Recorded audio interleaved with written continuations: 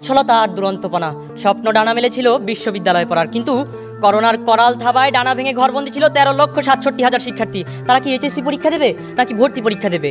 চোখে মুখে হতাশার ছাপ, সামনে অনিশ্চিত ভবিষ্যৎ, হুমকির মুখে শিক্ষার্থীর মানসিক স্বাস্থ্য।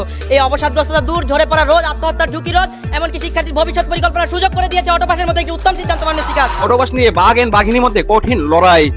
I am auto GPA 5।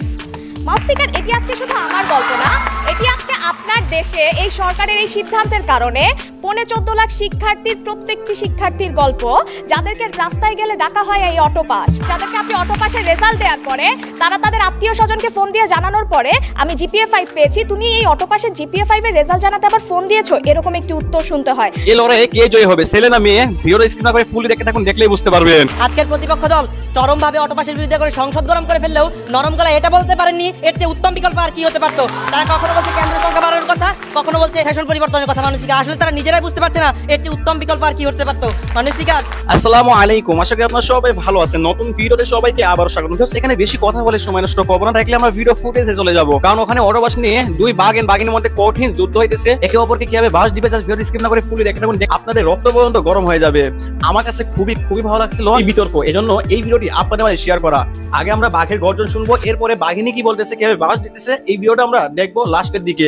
ছলতা আর দুরন্তপনা স্বপ্ন ডানা মেলেছিল বিশ্ববিদ্যালয়ে পড়ার, কিন্তু করোনার করাল থাবায় ডানা ভেঙে ঘরবন্দি ছিল 13,67,000 শিক্ষার্থী। তারা কি এইচএসসি পরীক্ষা দেবে নাকি ভর্তি পরীক্ষা দেবে? চোখে মুখে হতাশার ছাপ, সামনে অনিশ্চিত ভবিষ্যৎ, হুমকির মুখে শিক্ষার্থীর মানসিক স্বাস্থ্য। এই অবসাদগ্রস্ততা দূর, ঝরে পড়া রোদ, আত্মহত্যার ঝুঁকি রোধ, এমনকি শিক্ষার্থীর ভবিষ্যৎ পরিকল্পনার সুযোগ করে দিয়েছে অটোপাসের মতো একটি উত্তম সিদ্ধান্ত মান্য স্পিকার। মান্য স্পিকার, আপনাকে ধন্যবাদ আমাকে সুযোগ প্রদানের জন্য। মান্য স্পিকার, প্রথমে প্রতিপক্ষ দলের বন্ধুর কিছু যুক্তি খণ্ডার মাধ্যমে শুরু করছি। তারা বলে গেলেন আমরা নাকি শিক্ষার্থীদেরকে বিদ্যালয়ে জমা করে আমরা অ্যাসাইনমেন্টের ব্যবস্থা করেছি, কিন্তু মান্য স্পিকার আমার সরকার অ্যাসাইনমেন্ট জমা নেওয়া এবং অ্যাসাইনমেন্ট জমা দেওয়া সবটাই মাননীয় স্পিকার অভিভাবকদের দিয়ে করানোর নির্দেশ দিয়েছে মাননীয় স্পিকার। মাননীয় স্পিকার, লক্ষ্য করুন, আজকের প্রতিপক্ষ দল চরমভাবে অটোপাসের বিরুদ্ধে করে সংসদ গরম করে ফেললেও নরম গলায় এটা বলতে পারেননি এর চেয়ে উত্তম বিকল্প আর কি হতে পারতো। তারা কখনো বলছে কেন্দ্রের সংখ্যা বাড়ানোর কথা, কখনো বলছে শাসন পরিবর্তনের কথা। মাননীয় স্পিকার, আসলে তারা নিজেরাই বুঝতে পারছে না এর চেয়ে উত্তম বিকল্প আর কি হতে পারতো। মাননীয় স্পিকার, ইউনেস্কো বলছে বাংলাদেশের শিক্ষার্থীদের ঝরে পড়ার হার কমেছে 36% পর্যন্ত, শিক্ষার আওতায় এসেছে 98% শিশু। 2010 সাল থেকে প্রতি বছর আমার সরকার 35 কোটি নতুন বই বিনামূল্যে বিতরণ করছে, যা এই করোনাকালীন সময়ে অব্যাহত রয়েছে। তাছাড়া টেকসই শিক্ষানীতি, আপৎকালীন শিক্ষানীতি, কারিগরি শিক্ষার প্রসার সহ রেখেছে ইলার্নিং এর ব্যবস্থা, শিক্ষক বাতায়ন, কিশোর বাতায়ন, কারিগরি শিক্ষার 4টি অ্যাপ্লিকেশন। এখন পর্যন্ত বিভিন্ন মাধ্যমে প্রায় 95,000 ভিডিও কন্টেন্ট আপলোড করা হয়েছে। মাননীয় স্পিকার,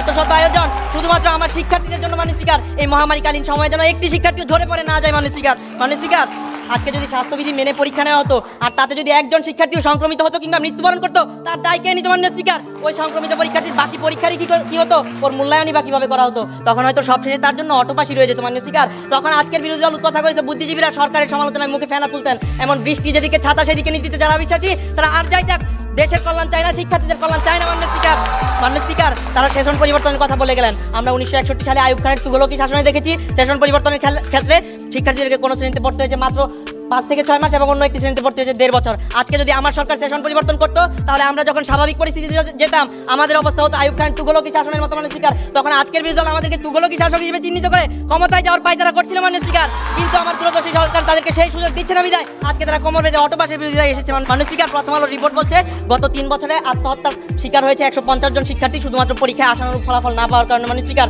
কিন্তু আমার সরকারের এই দূরদর্শী সিদ্ধান্তে এমন কোন নজির কি রয়েছে? মাননীয় স্পিকার, না মাননীয় স্পিকার, বরং আমার সরকারের এই দূরদর্শী সিদ্ধান্তে বরাবরের মতো এবারও রাখা হয়েছে ফলাফল পুনর্নিরীক্ষণের ব্যবস্থা। অর্থাৎ আমার সরকার শিক্ষার্থীদের নিরাপত্তা ও স্বার্থকে সবার ঊর্ধ্বে রেখে বিবেচনা করেছে। মাননীয় স্পিকার, লক্ষ্য করুন মাননীয় স্পিকার, এই ভয়াবহ পরিস্থিতিতে ইউএসএ, নেদারল্যান্ড, ফ্রান্স, ব্রাজিল সহ পরীক্ষা নেওয়ার সিদ্ধান্ত তারা বাতিল করতে বাধ্য হয়েছে। মাননীয় স্পিকার, তাছাড়া মাননীয় স্পিকার, নরওয়েতে হায়ার সেকেন্ডারিতে সকল জাতীয় পরীক্ষা বাতিল ঘোষণা করে পরবর্তী শ্রেণীতে উত্তরণ করা হয়েছে। ব্রিটেনে জিসিএসইএস, এএস, এ লেভেল এবং অনুরূপ বৃত্তিমূলক পরীক্ষা সাবধানতার সাথে মূল্যায়ন করে পরবর্তী শ্রেণীতে উত্তরণ করা হয়েছে। মাননীয় স্পিকার, যার প্রেক্ষিতে বৈশ্বিক পরিস্থিতি বিবেচনায় বলছি মাননীয় স্পিকার, আমরা বলছি অটোপাসের সিদ্ধান্ত অবশ্যই একটি উত্তম সিদ্ধান্ত। মাননীয় স্পিকার, লক্ষ্য করুন, রাষ্ট্রের স্বাস্থ্যবিধি অনেক জোরদার। ঘোষণা হলো পরীক্ষার, প্রথম পরীক্ষার পরই জানতে পারলাম আমার করোনা পজিটিভ। তারপর একে একে আমার বাবা, মা, ভাই, এমনকি ছোট বোনটিও রক্ষা পেল না করোনার করাল গ্রাস থেকে। হাসপাতালের বেডেই আমার মাথায় আকাশ ভেঙে পড়লো যখন শুনলাম আমার বাবা মা চলে গেছে না ফেরার দেশে। শত চেষ্টা করেও শেষ দেখাটি দেখতে পারিনি। মাননীয় স্পিকার, বলছিলাম ব্রাজিলের সেই হতভাগ্য ডগলাস ডিয়াসের কথা, যাকে সরকারের একটি ভুল সিদ্ধান্তের স্টিগমা সারা জীবন বয়ে বেড়াতে হবে। আর মাননীয় স্পিকার, আগামীকাল যেন ডগলাস ডিয়াসের জায়গায় আমি মোস্তাফিজ কিংবা অন্য কোনো শিক্ষার্থী শিরোনাম হয়ে না যায়, সেটি কিন্তু নিশ্চিত করেছে আমার সরকারের অটোপাসের মতো দূরদর্শী সিদ্ধান্ত। মাননীয় স্পিকার, এখানে ভিডিও শেষ নয় ভিউয়ার্স, এখন আমরা বাঘিনী মানে মেয়েটি কিভাবে হুমকা দিতেছে, কিভাবে উল্টো জবাব দিতেছে, যার ভিডিও স্কিপ না করে ফুল দেখে থাকুন, দেখলে পুরাই অবাক হয়ে যাবেন। Speaker, I am auto GPA 5। Speaker, এটি আজকে শুধু আমার গল্প না, এটি আজকে আপনার দেশে এই সরকারের এই সিদ্ধান্তের কারণে 14.5 লাখ শিক্ষার্থীর প্রত্যেকটি শিক্ষার্থীর গল্প, যাদেরকে রাস্তায় গেলে ডাকা হয় এই অটোপাস, যাদেরকে আপনি অটোপাসের রেজাল্ট দেওয়ার পরে তারা তাদের আত্মীয় স্বজনকে ফোন দিয়ে জানানোর পরে আমি জিপিএ 5 পেয়েছি, তুমি এই অটোপাসের জিপিএ 5 এর রেজাল্ট জানাতে আবার ফোন দিয়েছো, এরকম একটি উত্তর শুনতে হয়। স্পিকার, ভিকারুন্নেসা নূন কলেজের শিক্ষার্থী সামিনা নূর বিডি নিউজ 24-কে জানিয়েছেন যে এই পরীক্ষাটি হয়ে গেলে হয়তো এই অটোপাসের তকমাটি থাকতো না, কিন্তু এখন সবাই বলবে ও তুমি তো অটোপাস।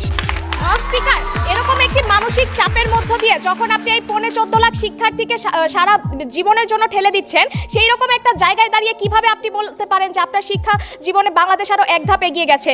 স্পিকার, আমরা গত পরিসংখ্যান থেকে দেখতে পাই যে গত বছর জিপিএ 5 পেয়েছিল মাত্র 47,286 জন, কিন্তু এই বছর সেই জিপিএ 5 এর সংখ্যা দাঁড়ায় 1,61,807 জন।